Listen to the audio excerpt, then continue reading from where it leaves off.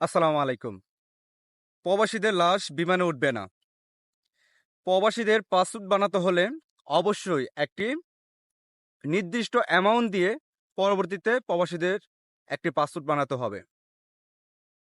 প্রবাসীদের সাথে ৫% প্রণোদনা দেওয়ার কথা বললেও তা দেওয়া হলো না। মানে কি? প্রবাসীদের সাথে প্রতারণা। আরিস রফিকুল ব্লগ প্রবাসীর কষ্ট। আজকে এই বিষয় নিয়ে কথা বলবো। সঙ্গে থাকুন, অবশ্যই পেজটিকে ফলো করে রাখবেন। আর অবশ্যই শেয়ার করে দেবেন বেশি, বেশি যদি আমার কথাগুলো ভালো লাগে থাকে। আমাদের প্রবাসীদের আসলে অনলাইনের মাধ্যমে কিন্তু আসলে এই দাবিগুলো আদায় করতে হবে। কারণ আমরা কাজ কাম রেখে কখনো একত্র হতেও পারবো না, একসাথে আমাদের কোনো দাবিগুলো আদায় হবে না। তাই আমরা অনলাইনের মাধ্যমে আর বিভিন্ন ফেসবুক কিংবা অন্য সব অ্যাপের মাধ্যমে আমরা আসলে একত্রিত হব, যদি আমাদের দাবিগুলো যদি পূরণ না হয়। তাই বললাম, যদি ভালো লাগে অবশ্যই ফলো করে রাখবেন আমার পেজটি, ইউটিউব চ্যানেলটি সাবস্ক্রাইব করে রাখবেন, আর অবশ্যই বেশি করে শেয়ার করে দেবেন। আর আপনাদের মতামতগুলো কমেন্টে একটু জানিয়ে দেবেন।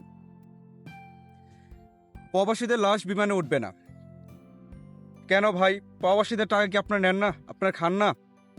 আপনারা যদি প্রবাসীদের টাকা খেতে পারেন, তাহলে কেন প্রবাসীদের লাশ বিমানে উঠবে না? আমরা কি বাংলাদেশ বিমানে কি আমরা কি আসলে যাতায়াত করি না? যারা প্রবাসী আছি তারা যদি বাংলাদেশি বিমানে যদি যাতায়াতই না করতাম, তাহলে বাংলাদেশ বিমান চলে কিভাবে? যদি আমাদের টাকা, আমাদের যদি যেই ট্যাক্স দিয়ে আমরা আসলে এই বিমানে উঠি, যদি এগুলো যদি আপনার কাছে ভালো লাগে, আপনাদের ভাড়া দিয়ে যদি আপনার বিমানে উঠে যদি আমরা যদি বাংলাদেশে যেতে পারি, ওগুলোর লাভ যদি আপনারা খেতে পারেন, তাহলে কেন মানে বাংলাদেশে যাবে না প্রবাসীদের লাশ? এটা আমাকে একটু আপনাদের কাছে জানতে চাই আমি। যদি বাংলাদেশ বিমানে প্রবাসীদের লাশ নাই ওঠে, তাহলে অবশ্যই আপনার প্রধানমন্ত্রীর এই লাশ কিভাবে বাংলাদেশে নিবে, এটা তাকেই করতে হবে, নির্ধারণ করতে হবে। কোন বিমানের মাধ্যমে নিবে বাংলাদেশের মধ্যে, তার নির্ধারণ করতে হবে। কারণ বাংলাদেশ আজকে প্রবাসীদের টাকায় চলে। বাংলাদেশে যদি আজকে প্রবাসীরা যদি টাকা না পাঠায়, বাংলাদেশ অচল হয়ে যাবে। যে সোজা রাস্তাগুলো দেখছেন, প্রত্যেকটা সোজা রাস্তার জন্য প্রবাসীদের টাকায় আজকে চলছে। প্রবাসীদের টাকা দিয়ে বাংলাদেশ আজকে চলছে কিভাবে? প্রবাসী আমরা আসার পর মাথার ঘাম পায়ে ফেলে এই টাকা আমরা বাংলাদেশে আমরা প্রেরণ করি। আমরা এগুলো বাংলাদেশে পাঠাই, বাংলাদেশে পাচার করি। আমরা এই অন্য অন্য দেশ থেকে বাংলাদেশে পাচার করি আমরা টাকা পয়সা। আর বাংলাদেশ থেকে বাংলাদেশে যে সরকারি যে চাকরিজীবীরা আছে, কিংবা বাংলাদেশে অন্য কোনো ব্যবসা বাণিজ্য যারা করে, বড় বড় বিজনেসম্যান যারা আছে, বিজনেসম্যান ওলারাও কিন্তু ওই টাকাগুলো বাহিরে পাচার করে।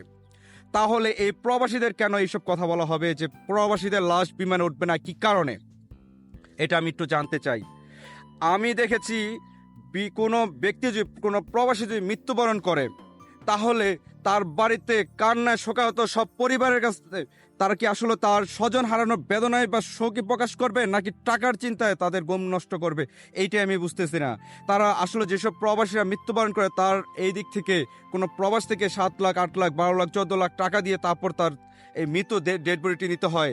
যে সময় আপনার টাকাগুলো আপনারা খান, যেই প্রবাসীদের টাকাগুলো আপনারা নিতে পারেন আপনারা, সেই সময় কি আপনাদের কোনো লজ্জা শরম লাগে না যে বাংলাদেশের মধ্যে প্রবাসীরাই যে আজকে এই টাকাগুলো পাঠায়? তাহলে কি কারণে মৃত্যুর পর এই টাকাগুলো তার মৃত্যুর যে মেশিংয়ের মাধ্যমে টাকা সাপ্লাই করি আমরা, ছাপানো হয়, কিংবা যে এই মেশিংয়ের মাধ্যমে আমরা টাকাগুলো বাংলাদেশে পাঠাই, সেই মেশিং যে অকেজো হয়ে যায়, আপনার তখন আর ওই মেশিংয়ের কোনো দিকে নজরই দেন না, সুনজরই দেন না? কি কারণে? কি কারণে বলেন আপনার বাংলাদেশ বিমানের মধ্যে উঠবে না, লাশ উঠবে না? কি কারণে বলেন আপনারা? আপনাদের তো লজ্জা থাকা উচিত। আমরা প্রবাসীরা চাই বাংলাদেশ বিমানের সার্ভিস ভালো না হলেও আমরা বাংলাদেশ বিমানে যাই। কারণ কি? যাতে বাংলাদেশের টাকা বাংলাদেশেই থাকে। আমরা প্রবাসী খাটার পর আমরা চাই বাংলাদেশ বিমানে যাওয়ার পরে সেই টাকাটা পর্যন্ত বাংলাদেশ থাকুক, বাংলাদেশের ফান্ডে থাকুক। আমরা অন্য কোনো এয়ারলাইন্সে যাই না, যদিও অনেক ভালো সার্ভিসে, তারপর আমরা অন্য কোনো এয়ারলাইন্সে আমরা যাই না, অন্য কোনো বিমানে আমরা যাই না। তাহলে কেন এই কথাগুলো বলবে? আর আমার দাবি, আমরা দাবিগুলো পরে দেব, আগে আমরা তাদের কথার প্রতিবাদগুলো আগে করব। কি কারণে তারা বলে প্রবাসীদেরকে বিমানে উঠবে না, মৃত্যু লাশ কেন বিমানে উঠবে না, এই দাবিগুলো পরে দিব আমরা। আমরা অন্য করব। আরেক যে মন্ত্রী না এমপি, সে গিয়ে দেখি বলা গিয়ে তার ভাষণে গিয়ে বলে, যদি কোনো প্রবাসী যদি কোনো প্রবাসী পাসপোর্ট বানায় তাহলে পাসপোর্ট বানালে অবশ্যই তার এক্সট্রা ট্যাক্স দিয়ে পরবর্তীতে পাসপোর্ট বানাতে হবে। কি কারণে? আমরা কি পাসপোর্ট বানার সময় কি কোনো কি দেওয়া হয় না, আমাদের কি টাকা দেওয়া হয় না? আমরা কি এক্সট্রা কি চার্জ দিয়ে কি পাসপোর্ট বানাই না? 4,000, 5,000, 10,000, 15,000 টাকা পর্যন্ত দালাল সহকারে আপনার নিয়ে যায়। ওই সময় কি আমরা ট্যাক্স দিয়ে কি আপনার পাসপোর্টের জন্য আমরা কি আসলে অ্যাপ্লাই করি না? তাহলে কি কারণে সে বলে যে আসলে একটা অ্যামাউন্ট দিয়ে আপনাকে করতে হবে? কি কারণে বলে যে একটা অ্যামাউন্ট দিয়ে অবশ্যই পরবর্তীতে পাসপোর্ট তৈরি করতে হবে? আমরা কি যারা আপনার যেই কথা বলেন আমাদের পাসপোর্ট যারা প্রবাসে আসবে তাদের পাসপোর্টগুলো তো ফ্রি বানিয়ে দেওয়ার কথা, কারণ প্রবাস থেকে প্রত্যেকটা টাকা আমরা বাংলাদেশে পাঠাই। প্রবাসের টাকা আমরা প্রবাসে রাখি না, আমরা প্রবাসের টাকা বাংলাদেশে পাচার করি। আজকে প্রবাসের টাকা যদি 1 মাস 2 মাস যদি প্রবাসী টাকা না দেয়, আপনার সরকার চলাফেরা করতে কিংবা বাংলাদেশ চালাতে আপনি অক্ষম হবেন। এই প্রবাসীদের 1 কোটি প্রবাসী আজকে এই টাকা পয়সা দিয়ে আজকে বাংলাদেশ চলছে। 1 টাকা করে যদি বাংলাদেশে আমরা মাসে যদি পাঠাই 1 কোটি টাকা হবে বাংলাদেশে। আর আমরা কেউ 1 টাকা করে বাংলাদেশে আমরা পাঠাই না, আমরা শত শত হাজার টাকা পাঠাই, কোটি টাকা পাঠাই, লক্ষ টাকা পাঠাই। তাহলে কি কারণে আমাদের এইসব কথা বলা হয় যে আমরা পাসপোর্ট বানালে আমাদের পাসপোর্টের মধ্যে এক্সট্রা ট্যাক্স দিতে হবে? আমরা বরঞ্চ যেই টাকা বাংলাদেশে পাঠাই ঠিক অতটুকু টাকা আমাদের উল্টা এক্সট্রা দেওয়া উচিত ছিল, কারণ বাংলাদেশের খাই না, বাংলাদেশে আমরা পড়ি না, আমরা খাই অন্য সব দেশে কাজ করে সেই টাকা আমরা বাংলাদেশে পাচার করি। আজকে বাংলাদেশ চলার পিছনে আজকে দায়ী একমাত্র আমরা। যে বাংলাদেশ কীভাবে চলছে তার জন্য আমরা এই প্রবাসীরাই একমাত্র দায়ী। আমাদের টাকা দিয়ে চলছে, আমাদেরকে সম্মান দিতে দিতে দিতে দিতে পরে আপনার বাংলাদেশ সরকারের নেওয়া উচিত। কারণ আমরা আজকে টাকা না পাঠাইলে আপনার মতো যেই সব সরকারি ব্যক্তিরা আছে বিভিন্ন যারা কাজবাজ করে ব্যবসা বাণিজ্য করে তাদের দিয়ে যেমন বাংলাদেশ চালানো সম্ভব না। এজন্য সম্ভব না কারণ তারা বাংলাদেশের টাকা পাচার করে অন্য সব দেশে, আর আমরা প্রবাসীরা টাকা পাঠাই বাংলাদেশে। তাহলে কি কারণে কথাগুলো বলে আমাদের যে পাসপোর্ট তৈরি করলে অবশ্যই টাকা দিতে হবে? পাসপোর্ট তৈরি করার সময় আমরা টাকা দিয়ে পাসপোর্ট তৈরি করি। তো বাংলাদেশ এই যারা আমরা প্রবাস থেকে টাকা পাঠাই সেই টাকা আমরা দিয়ে আপনারা চলেন, সেই টাকায় আপনারা কথা বলেন। তারপর আবার কি কারণে বলেন আবার এক্সট্রা অ্যামাউন্ট দিতে হবে আপনাদেরকে? কি কারণে দিতে হবে আপনাদের এক্সট্রা অ্যামাউন্টগুলো? আমাকে একটু বুঝান, আপনার প্রশ্নের উত্তরগুলো আমাকে দেন। আমরা প্রশ্নের উত্তরগুলো চাই যে এক্সট্রা অ্যামাউন্ট কেন দিতে হবে। আবার তারপর আরেকটা বিষয় আপনাদেরকে একটু জানিয়ে রাখি, আমাদের যে 5% প্রণোদনা দেওয়ার কথা ছিল, প্রণোদনা দেওয়ার কথা ছিল 5%, যদি 1 লক্ষ টাকা পাঠায় তাহলে 5% প্রণোদনা দিবে আমাদেরকে দিয়েছিল 5%। কেউ কি বলতে পারবেন 5% পেয়েছেন আপনারা প্রণোদনা?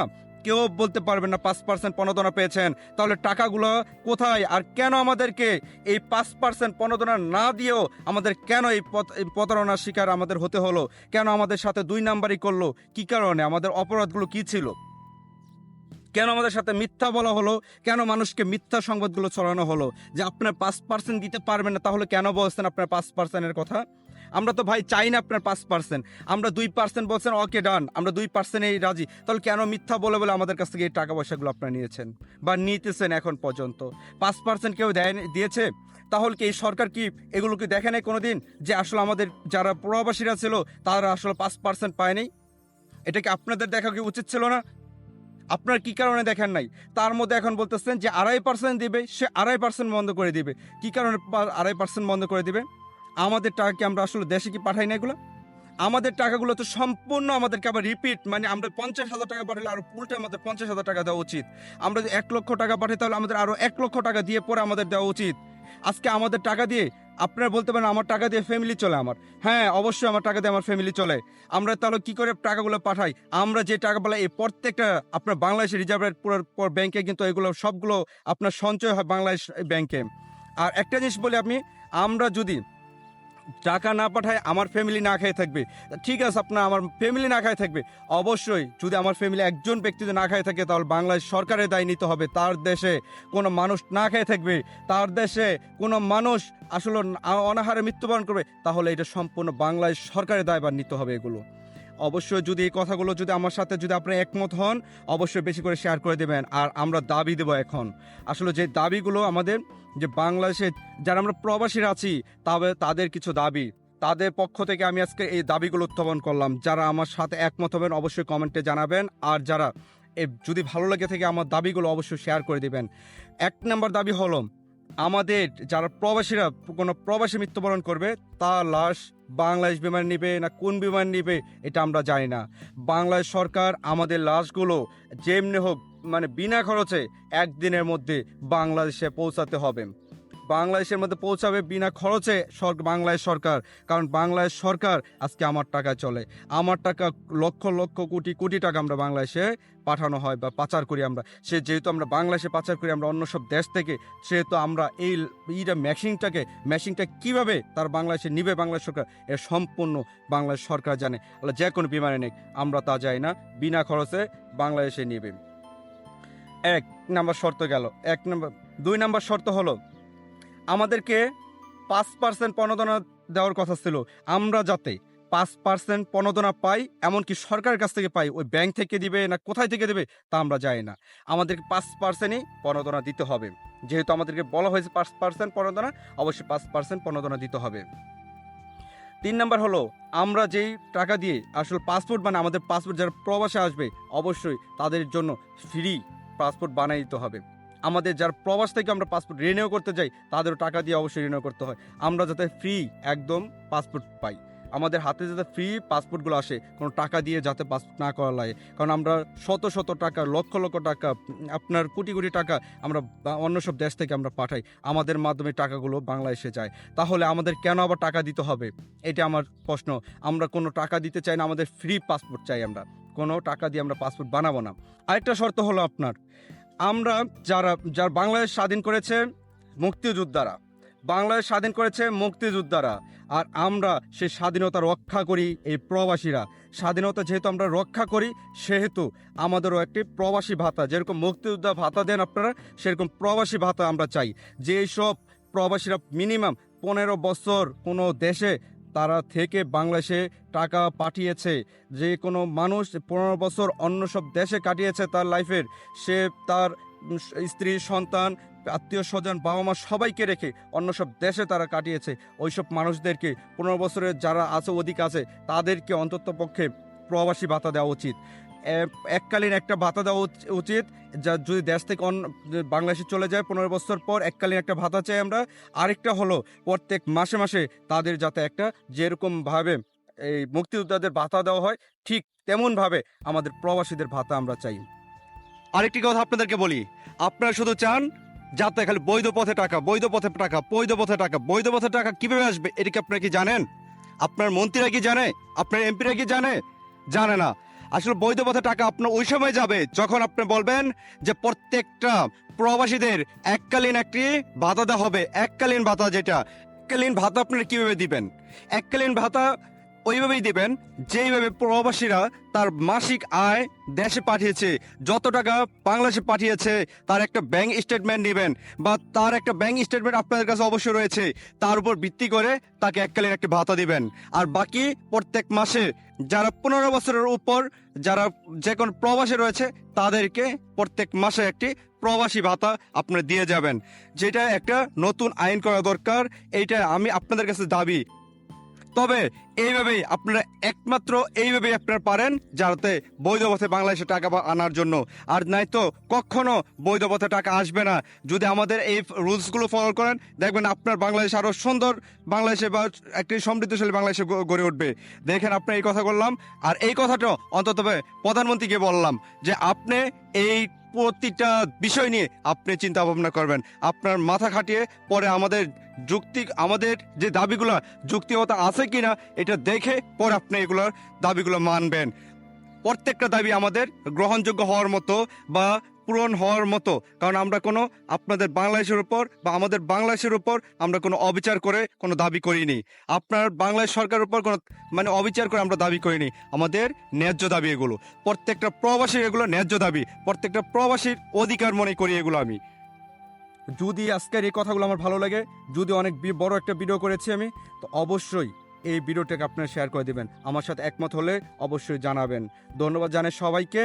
আর অবশ্যই আমি প্রবাসীদের মঙ্গল কামনা করেই আজকে এই ভিডিওটাই বানিয়েছি।